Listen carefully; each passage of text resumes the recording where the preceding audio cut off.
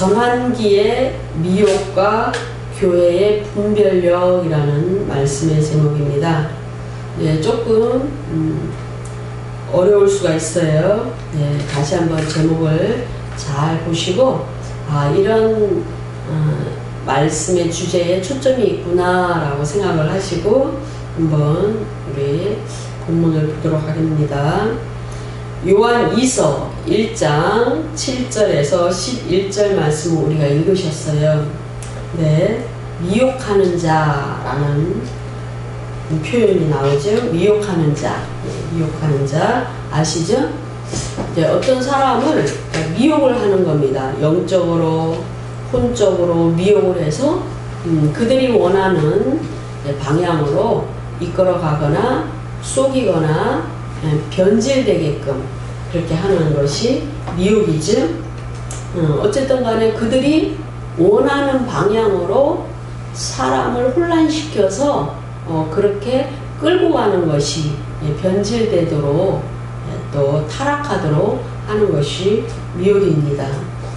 그리고 또 7절 후반부에 보시면 적그리스도라는 표현이 나오죠. 적그리스도. 우리가 너무나 잘 알고 있습니다. 예수 그리스도를 대적하는 어떤 세력 또는 어떤 사람, 또 어떤 모형적인 인물, 그 적그리스도죠. 그래서 우리가 적그리스도에 대한 미혹들이 이 시대에 참 많이 있습니다. 믿지 않는 사람들은 전혀 고민할 필요가 없어요. 적그리스도가 누구든지 그런 말이 교회 안에서 사용이 되든지 아무 관심도 없습니다. 그렇죠? 그런데 저와 여러분은 너무나 관심이 있는 주제이고 하나님의 말씀이죠. 그래서 세상 가운데서 시대가 달라지면서 이런 새로운 풍자가 생깁니다. 그리고 새로운 사조라든가 또 그 문화와 문명, 역사의 어떤 판세가 달라집니다. 그래서 항상 적그리스도의 어떤 모습을 띤 문명이나 사람이나 인물이나 이런 세력들이 있습니다. 그래서 이 오늘 본문에는 그 적그리스도를 어떤 자가 적그리스도인가, 그리스도를 대적하는 자인가, 그것이 분명하게 나타나 있죠. 그래서 오늘 이 본문에 보면은 7절에 예수 그리스도께서 육체로 오심을 부인하는 자, 그가 이 세상을 미혹하는 자고 적그리스도다라고 기록을 하고 있어요. 우리는 이제 기독교 안에 들어와서 기독교, 다시 말해서 예수 그리스도를 믿는 믿음의 사람들이 알고 있는 기독교의 교리는 이런 것이다 라고 얘기할 때 기독론을 얘기합니다. 예수 그리스도가 누구신가를 학문적으로, 체계적으로, 신학적으로 정리한 것이 이제 기독론이다 라고 얘기를 해요. 그러니까 결국은 아주 쉽게 성도들이 쓰는 표현으로는 예수 그리스도가 누구신가, 거기에 대해서 이제 우리가 생각하는 것과 다른 것이죠. 세상 사람들, 믿지 않는 자들, 비그리스도인들, 그들은 예수 그리스도가 육체로 이 땅에 육체를 입고 오셨는데 우리는 그가 하나님이시라고 믿어요. 그런데 세상 사람들은 하나님을 믿지 않는 사람이나 또는 하나님이 있다고 믿는 사람 중에도 하나님은 육체로 오시지 않았어. 어떻게 하나님이 육체로 사람으로 오실 수가 있어? 하고 예수 그리스도가 하나님이심을 거부하고 하나님이 예수 그리스도로 육체로 오셨다라는 것을 믿지 않는 자가 그렇게 말을 함으로써 가르침으로써 세상을 미혹한다는 거죠. 믿는 성도들도 미혹하고 그렇게 가르치는 자까지도 미혹하고 그래서 결국은 그들은 그리스도를 대적하는 자다, 적그리스도다 라고 지금 말씀하고 있습니다. 이러한 말씀은 오늘날에도 적용이 됩니다. 우리가 잘 알고 있는 여호와 증인들은 예수 그리스도는 하나님이 아니시다 라고 말을 합니다. 그들은 결국은 이제 하나님을 믿는 성도가 아니고 예수 그리스도를 믿는 성도가 아닙니다. 그리고 또한 세력은 뭐냐면 예수 그리스도가 하나님이신 건 믿어요. 그런데 그들의 교주가 하나님께서 보내신 예수 그리스도와 같은 자다. 그렇게 믿습니다. 그러니까 그 당시에 초대교회는 예수 그리스도를 믿었죠. 예수 그리스도와 동일한 반열에 그들의 교주가 있습니다. 지금 시대에 하나님이 그들의 교주 누구누구를 이 땅에 보내서 하나님의 아들이라고 말씀하셨고 그에게 말씀을 주셨고 말씀을 해석하는 능력이 있고 그래서 교리를 만들었기 때문에 이렇게 교세가 커졌기 때문에 그가 하나님의 아들이고 우리는 그를 따른다 라는 논리죠. 그래서 그러한 비슷한 부류의 모든 가르침들이 결국은 미혹하는 그런 이상한 이제 사조고 또 그들의 세력은 적그리스도다라고 이제 알고 있습니다. 이 모든 것을 분별하고 또 바르게 가르치고 또 바른 신앙을 갖고 예수 그리스도에 대해서 바르게 믿는 것은 하나님의 일이에요.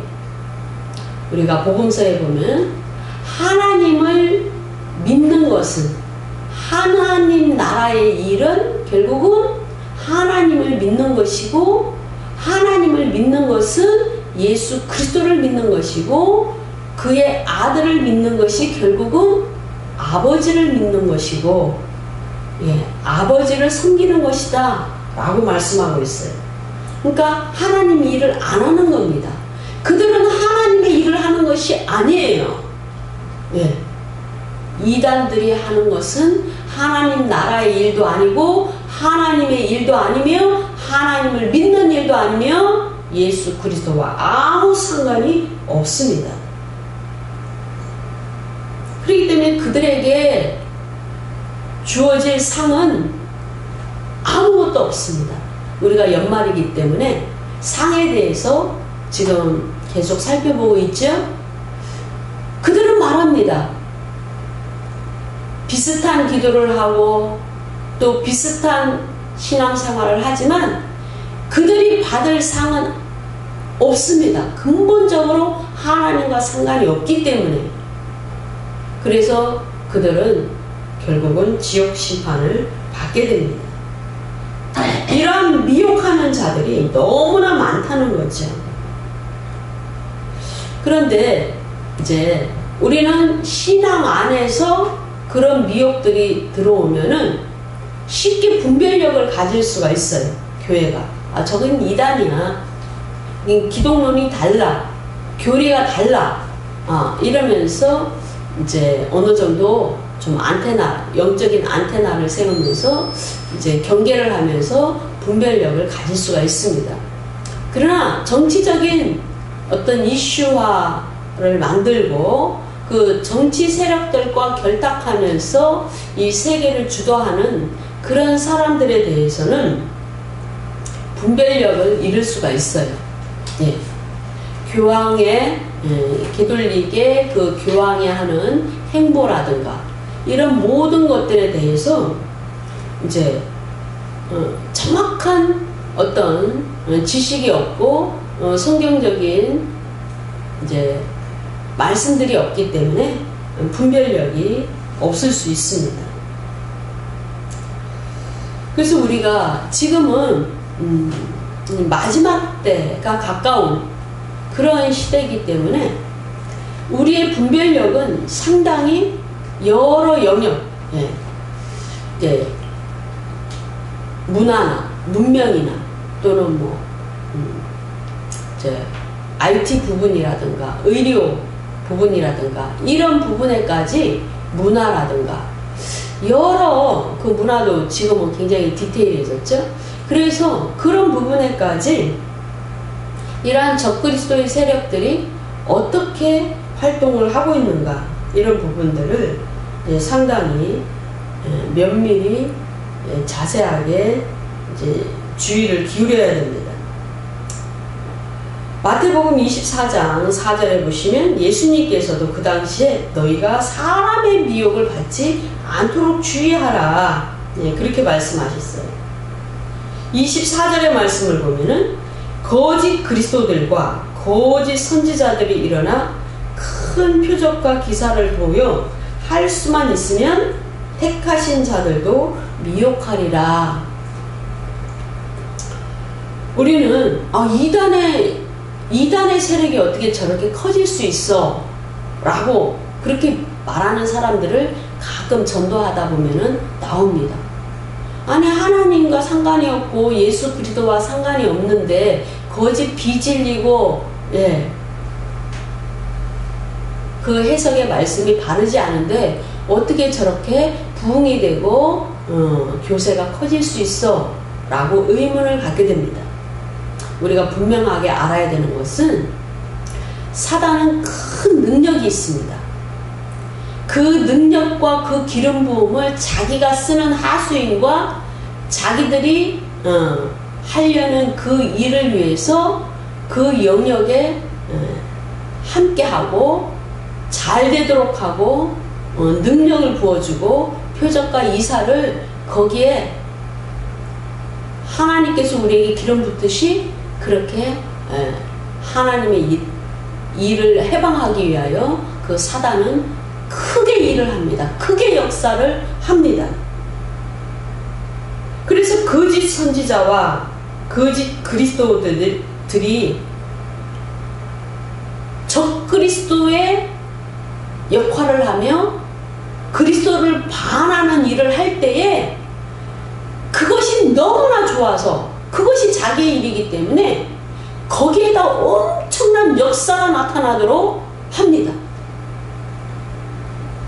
우리는 알아야 돼요.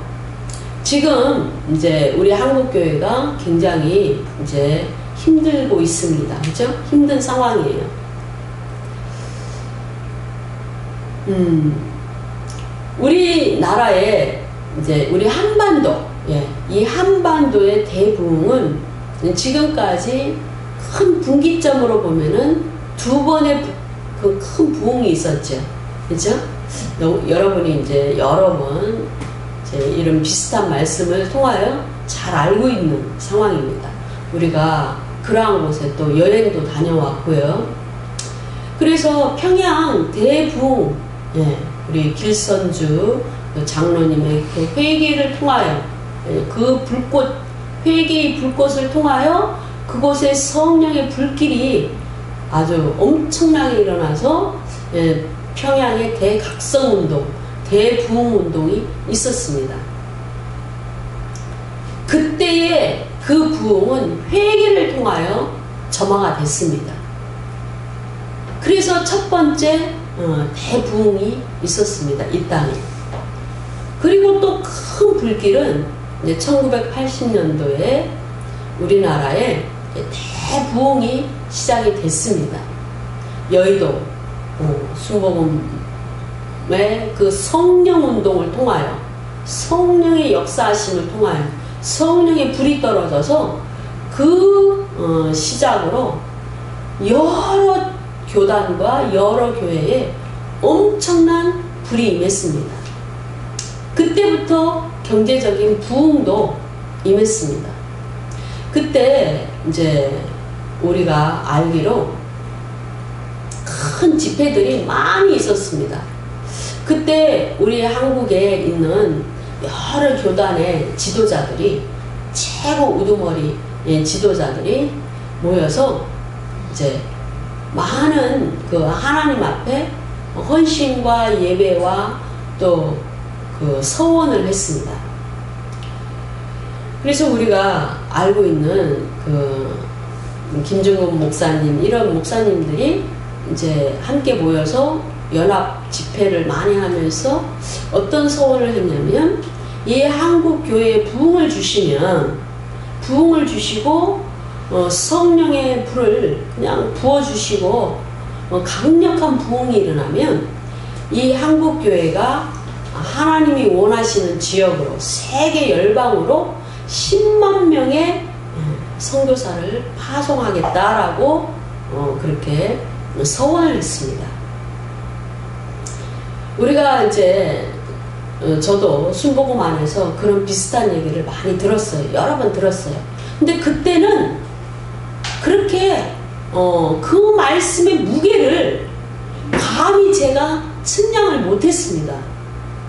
그런데 이제 제가 이렇게 개척을 하고 또 학생들을 가르치고 또 지금 이 코로나 사태를 맞이하여서 이 교회들이 엄청나게 문을 닫고 또 타의적으로 여러 탄압을 받으면서, 그것이 초점이 맞춰지는 겁니다.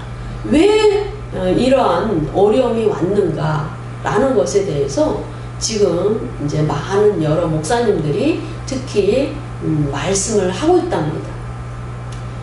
교회 안에 불의와 또 하나님께서 원치 않는 이러한 모습들에 대해서 보도록 하시는 이런 일도 있고, 또 이제 사명적으로는 그때 그 서원한 진중근 목사님을 선두로 그렇게 서원한 그 서원이 이루어지지 않았다라는 겁니다. 통계 수치로 그 선교학 안에서 이루어지고 있는 그 수치로 의하면 3분의 1도 보내지 못했다라는 겁니다. 그런데 놀랍게 얼마 전에 이제 한국 지도자들이 모여서 이제는 해외로 보내는 선교사를 중단한다는 그 합의가 이루어졌다고 합니다. 그것이 아주 심각하다라는 거예요. 하나님께서 우리에게 물질을 주실 때는 하나님이 그 물질을 사용하시기 위해서 물질을 주십니다. 한 교회를 예를 들어보면은 하나님께서 부어주시는 물질이 있어요. 특별한 어떤 분을 통하여 그 어떤 분을 세우기 위하여, 또 어떤 분이 사용하시는 그 물질을 하나님께서 받으시기 위하여 그분에게 막 물질을 부어주십니다.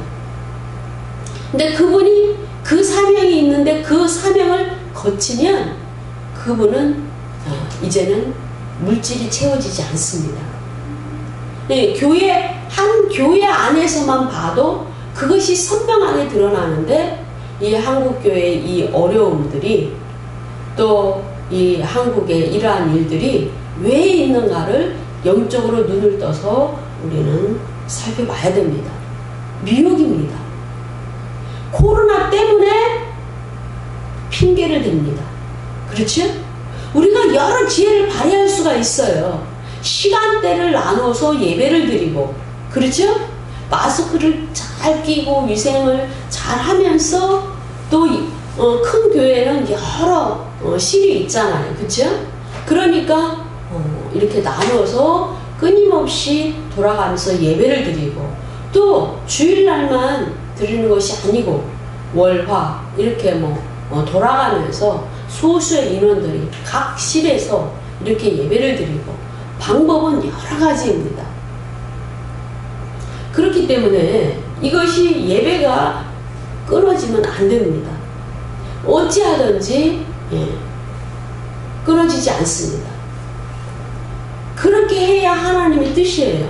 미혹입니다. 엄청난 미혹이에요. 지금 하나님은 마지막 때일수록 더 모이라고 말씀하시고, 어찌하든지 하나님의 말씀이 선포되고 끊임없이 이제 선교는 일어나야 됩니다. 선교라고 해서 꼭 외국에만, 오지에만 보내는 것이 선교는 아니죠. 국내 선교도 많이 있지요.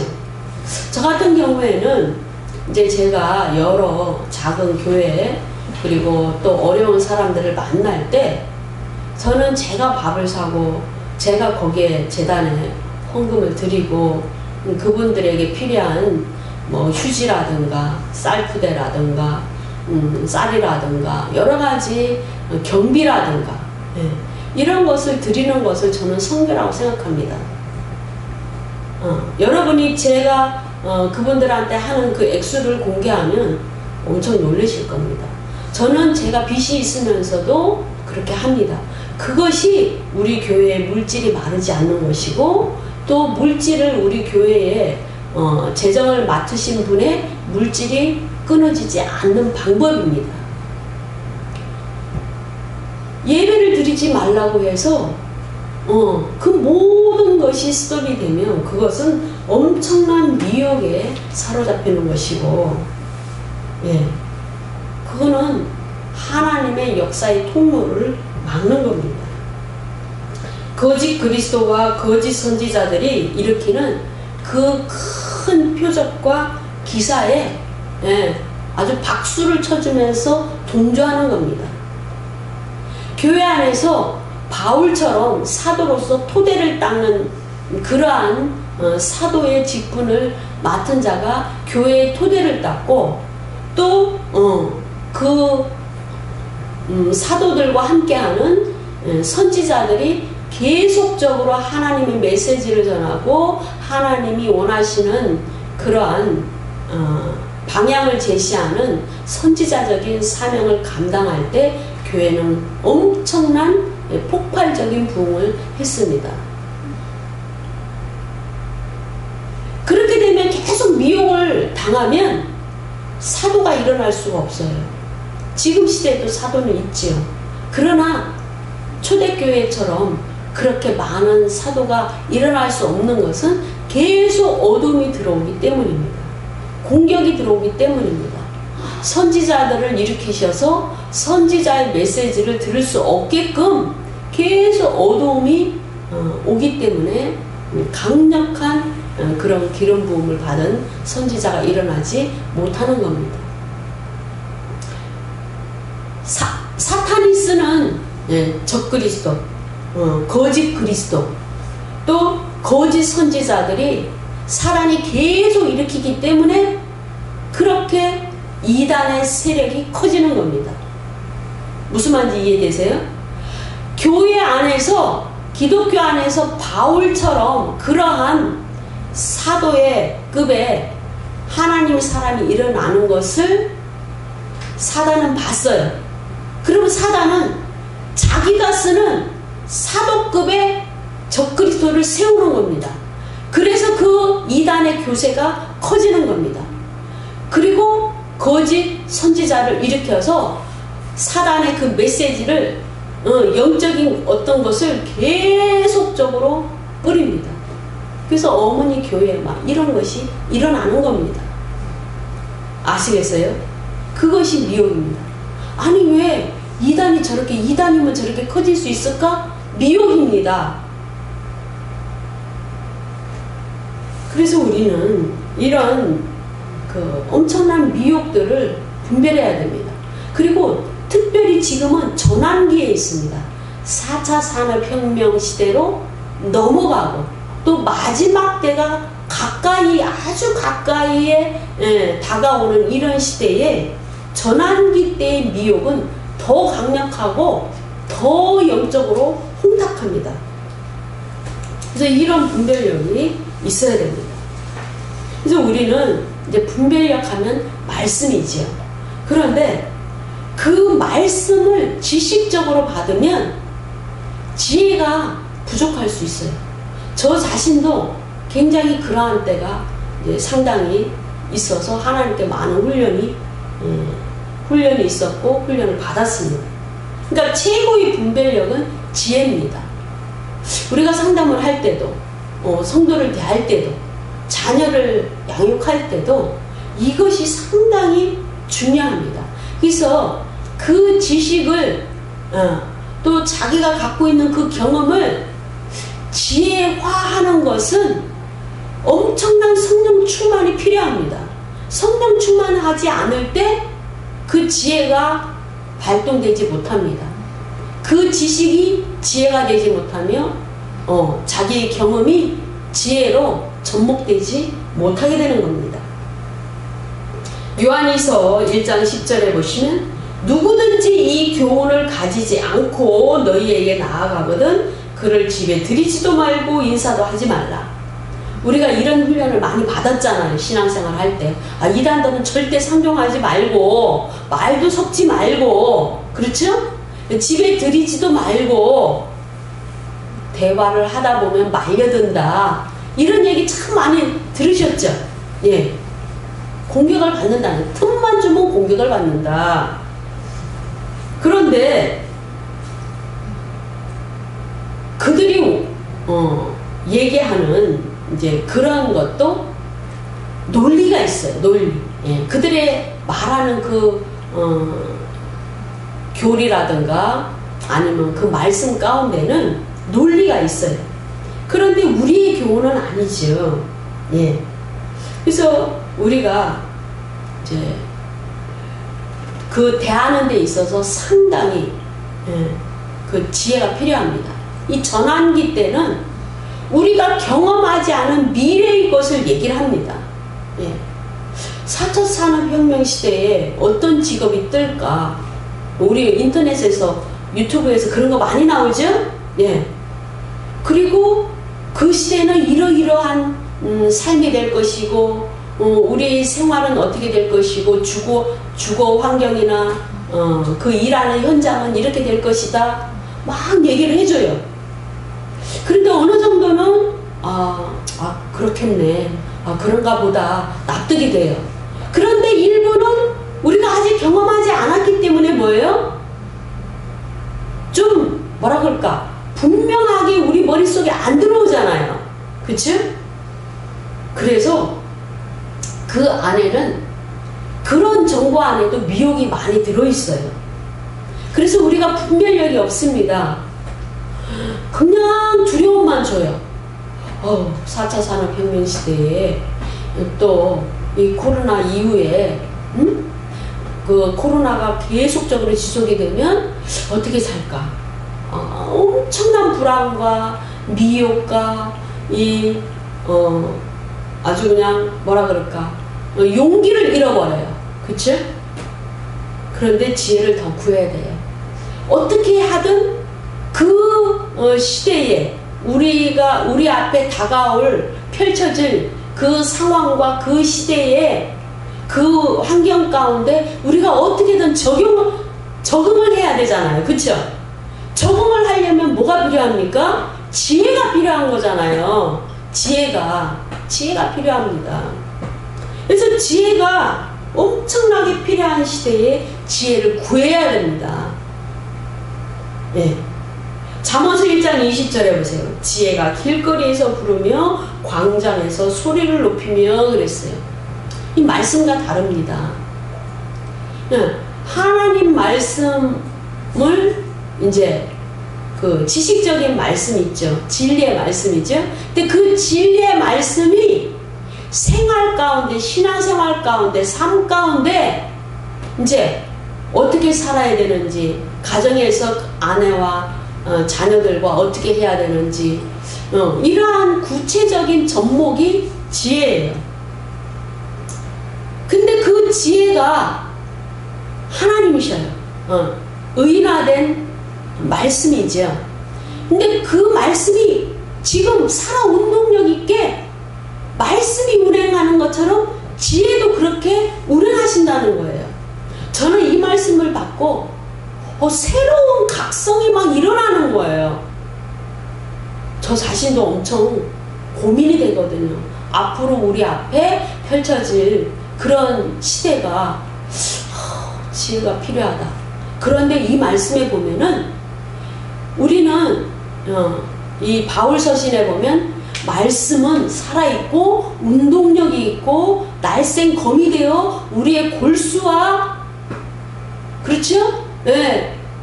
우리의 몸을 찔러 쪼개고 그렇게 우리 안에 역사하도록 말씀이 운행하신다는 거. 너무나 감사하죠. 너무나 감사하죠. 그런데 뭐예요? 이 말씀에 보면 지혜가 길거리에서 우리를 부르고 광장에서 소리를 높여준대요. 소리를 높이면 어떻게 됩니까? 다 들으라는 거예요. 외치시는 거잖아요. 그렇죠? 외쳐주는 거예요. 들어라, 들어라, 외쳐주신다는 거예요.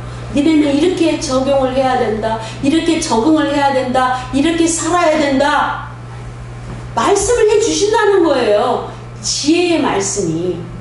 지혜로 형상화한 인격화 되시는 그 인격적으로 나타내시는 하나님이, 지혜의 하나님께서 길거리에서 부르시며 듣도록 광장에서 소리를 높여주신다는 거예요.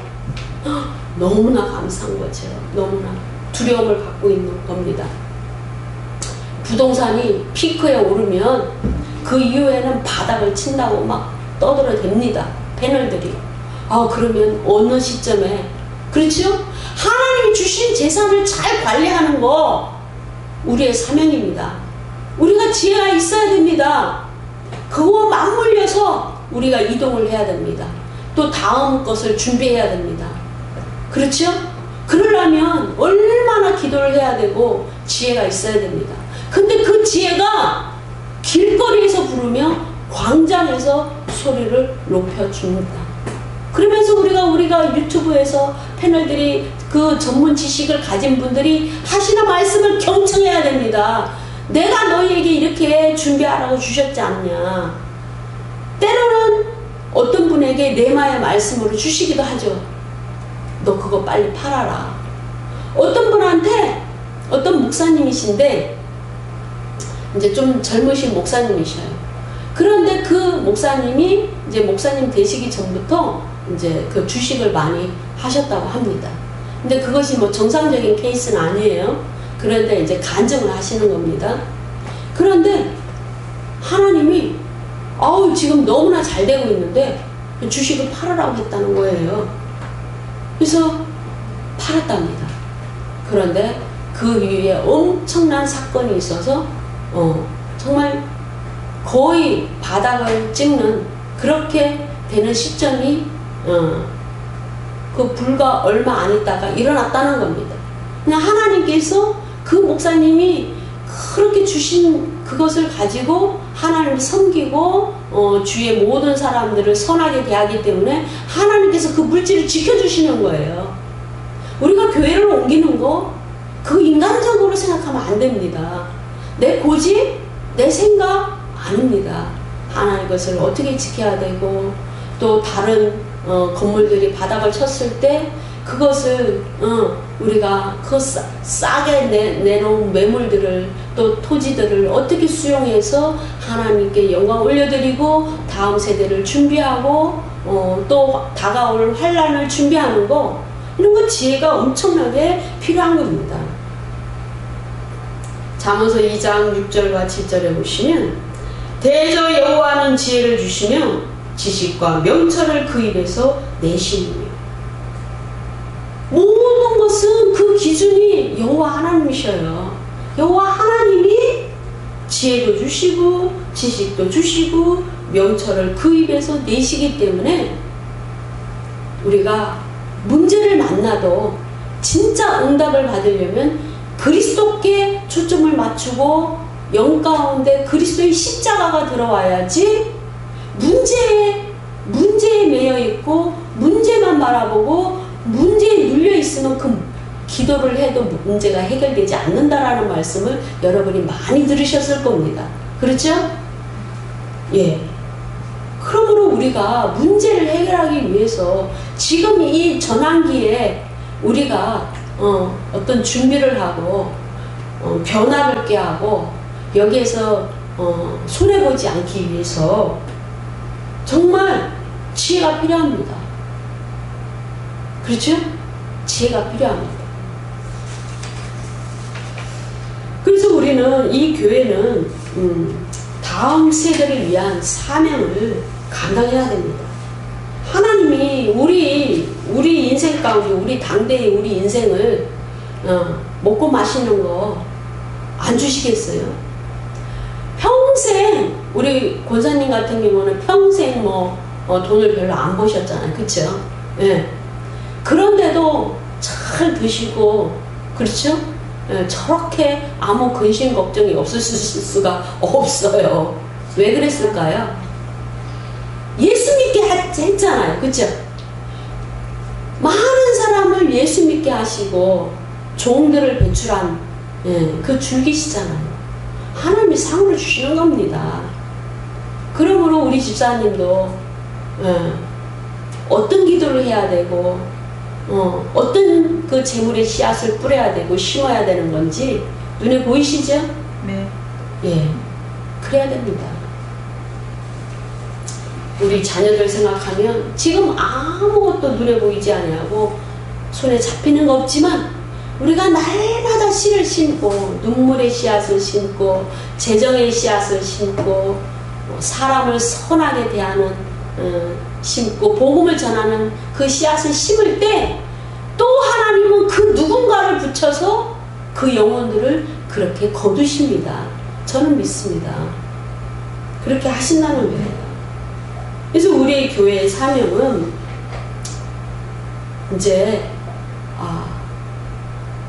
제가 생각하기에는 이제 제가 교회 표를 이제 정했는데 진리의 영과 성령의 불로 충만하라. 이것이 이제 21년도의 표입니다. 그런데 내부적으로는요, 그 성경, 하나님께서 부흥을 주시려면 우리도 부흥을 위해서 뭔가를 해야 되잖아요. 그렇죠? 그래서 작게는 이제 저 자신이 이렇게 했는데 이제 교회 차원에서 섬기는 일을 이제 그 씨앗을 심어야 되겠다. 그래서 어쨌든지 1년이나 2년 후에 우리가 이제 큰 계획이 있기 때문에 하나님께서 우리에게 주실 것을 바라보면서 우리가 그것을 심어야 되겠다. 씨앗 헌물을 심어야 되겠다. 이런 생각을 하게 됩니다. 마태복음 2장 13절에 보시면 이런 본문이 왜 왔는지를 이제 제가 말씀드리고 싶습니다. 지금 사단은 이 전환기에 이제 교회를 막 죽였어요. 그쵸? 엄청나게 죽이고 핍박하고 그렇습니다. 그리고 이제 재정적으로 많이 힘든 교회는 이제 그 신고를 했다가 이제 그것을 취소합니다. 그래서 부업을 뭘 할 수 있도록 그래서 살아갈 수 있는 방법을 택했습니다. 피하는 거죠. 교회가 지하로 숨는 거죠. 지하교회 시대가 지금 곧 도래합니다. 그런데 이제 그 단계에서 사단이 자기의 계획을 그칠까요? 안 그쳐요. 하나님은 하나님의 일을 하시고 사단은 너무나 그 사단의 일을 합니다. 그러면 이제 숫자를 확 줄이고 성도가 100명이 나왔던 교회면 10명 나오는 교회로 사단이 지금 엄청나게 활동하고 있죠. 그런데 이제 거기에서 더 나갑니다. 그러면 이 세대가 지금 노년의 시대, 장년과 노년의 세대가 지금 부흥을 일으킨 세대잖아요. 그렇죠? 그럼 그 세대가 지나가면 어떻습니까? 완전히 끊어지죠. 그래서 하나님이 지금 계속적으로 선지자들을 통하여 메시지를 주시는데 내가 지금 어린아이, 아주 유아기 그리고 앞으로 태어날 아이들에게 엄청난 불을 줄 거다. 그 아이들을 내가 마지막 대부흥의 추수를 위하여 사용할 거다 라고 주님이 말씀하고 계속 그 말씀들이 지금 세계 도처에 선지자의 입을 통하여 지금 있습니다.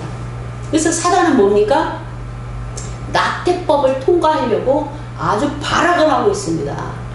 태어나지 못하게 하도록 낙태법이 통과돼야 많은 영혼들이 낙태가 되니까 이해되시겠어요?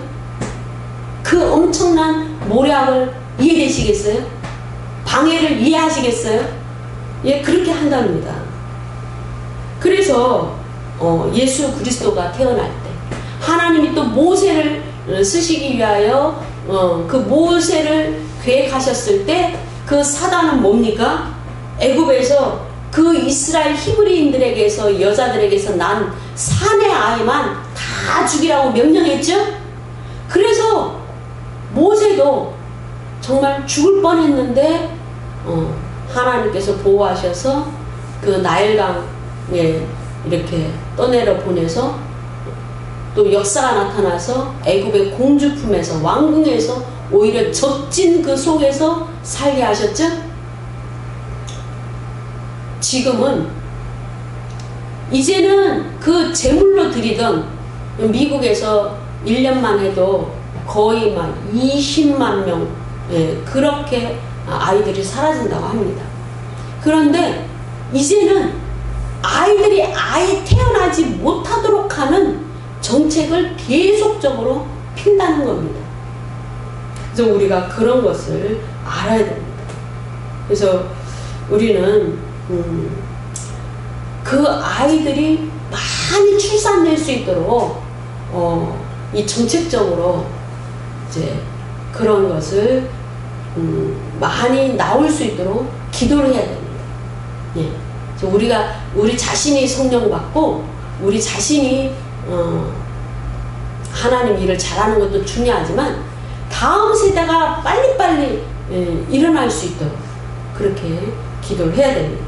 그러기 위해서는 분별력이 필요하고 지혜가 필요합니다. 맨날 우리가 하는 그런 기도만 하지 않고 필요합니다. 그래야 거기 안에서 선지자가 나오고 사도가 나와야 교회의 터가 닦이는 겁니다. 지금 초대교회에 닦아놓은 그 터가 정말 이 중세시대에 완전히 사라지고 이제는 또 루터가 종교개혁을 하는 바람에 그 터를 통하여 교회가 일어났잖아요. 그렇죠? 우리 한국교회도 평양 대부흥과 또 80년도에 그 부흥을 통하여 터가 닦여져서 교회가 부흥이 됐잖아요.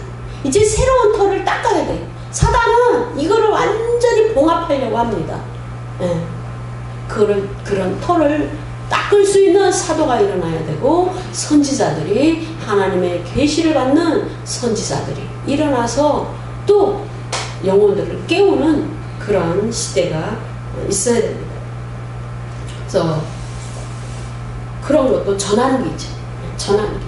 그래서 사단은 계속 DNA를 변형시킬 그 백신을 만들어내고 또 칩을 박으려고 하고, 예, 정상적인 사람을 만들길 거부합니다. 예, 그래서 하나님이 온전히 원하는 하나님 나라와 이 땅이 되지 못하도록 하는 겁니다. 그래서 우리는 전환기에는 어떤 미혹들이 있는가? 교회는 그래서 더 분명한 분별력과 어떤 상황에서도 적용하고 적응할 수 있는 분별력을 가져야 된다. 이런 내용들에 대해서 우리가 한번 살펴봤습니다. 기도합니다.